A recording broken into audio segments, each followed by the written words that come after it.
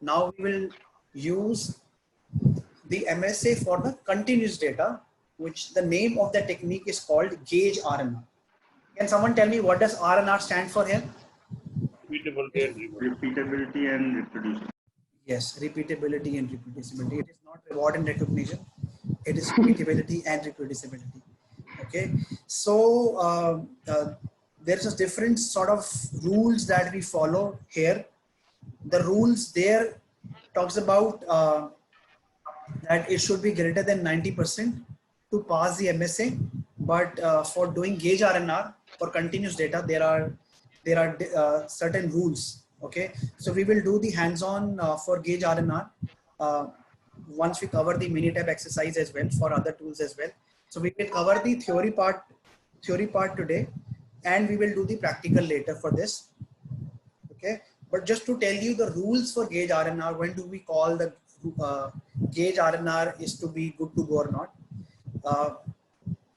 The first condition says the number of distinct categories should be equal to or more than 4.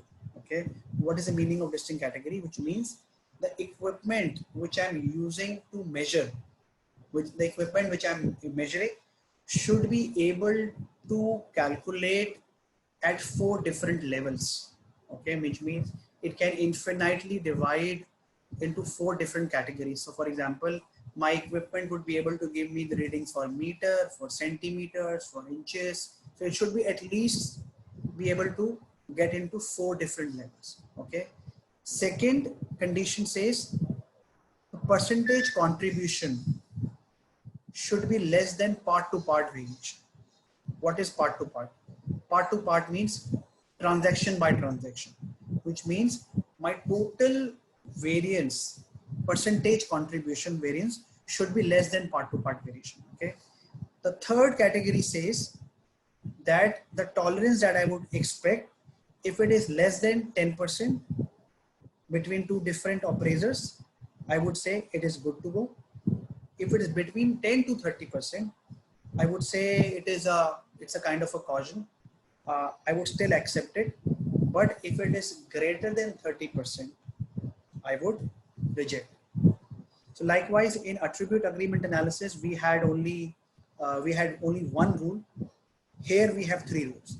Number of distinct categories should be equal or more than 4. Percentage contribution should be less than part to part variation. All these calculations will come in Minitab. So we don't have to do it manually here. It's just that the 3 rules we need to remember, we need to look at once a Gage R&R is calculated. And third, the Gage R&R tolerance percentage should be between 10 to 30%. If it is greater than 30%, I will not accept the gauge. I will say that my Gage R&R, my measurement system is not good to go. Okay. So we will do the Minitab hands-on exercises for this as well, wherein we would be able to see that what is the current MSA for my continuous data. We will do it later, but I just wanted to talk about that what is the current level of it. Anybody has any questions? Because now we will be entering, so we will take a break at 9:15 today, and we'll use these 10 minutes for any question anybody has on the measure phase or whatever we have covered. Simarpreet, can you repeat the first 2 points of this slide, Gage R&R, Gauge R&R? Okay. You want to talk about the first 2 rules that I talked about? Yes, I didn't understand this categories and contribution part. Okay. Okay. Yeah, even I also lost. Yeah. So typically Gage R&R is a measurement technique like we do it in a measure phase, wherein we generally focus on ensuring that whatever equipment I'm using, that equipment should be precise enough that it should be able to give me a lot more calculations or a lot more accurate units that I'm able to do. Okay. So if I have a manual data and I want to apply Gage R&R, okay, basis that data only, it would calculate the distinct categories. Okay. My distinct categories means whether that particular data that I have should be able to infinitely get into 4 different sort of levels. That is what I'm referring to distinct categories, which means it should be greater than 4. So whatever data that we throw, Minitab would be able to calculate the number of distinct categories. So I would not accept if my distinct categories is less than 4. All these 3 rules has to be passed before I conclude that my Gage R&R is good to go. Okay. So that's what is distinct category. Second rule talk about Gage R&R as a percentage of contribution should be less than part-to-part variation. Part-to-part variation means transaction by transaction variance. Okay. So for example, you monitored first transaction and then you monitored second transaction. What is the variance? So vis-a-vis the transaction by transaction variance and the total variance. My total variance should be less than my part-to-part variance or my transaction-to-transaction variance. Okay, that is I also need to look at. And third category, which I think we are pretty simple, the tolerance should be between 10 to 30%. Okay, so majority of this stuff is used when in the manufacturing side of the world, when we have lot many trials and lot many operators to look at, wherein we will do the Gage R&R and wherein we look at these 3 conditions. So when we do the Minitab hands-on exercise, then you'll be able to understand it better with the interpretation that Minitab throws. But just want you to remember these 3 categories, three golden rules of Gage R&R. Is it all right? Yeah. Okay. One question is that if my tolerance is between 10 to 30%, should I need to check my process or my appraiser? I would still give it a feedback to the appraiser, but I would not be too much worried about it because up till 30% is accepted. Because when you do the Gage R&R, it is not always accurate because continuous data has a lot of variation. It can never be same. So even if it is, let's say if Simar says 30.9, so let's say Simar and Anand are measuring the weight of a mobile. Okay, Simar says the weight of mobile is 30 grams, and Anand says or Kishore says 29.96. It would throw some kind of a variation. So that's why up till 30% is accepted, because we will not be always accurate. Because as I said, number of distinct categories can be many more. It can be 20.38, 20.38777. So there would be too many distinct categories.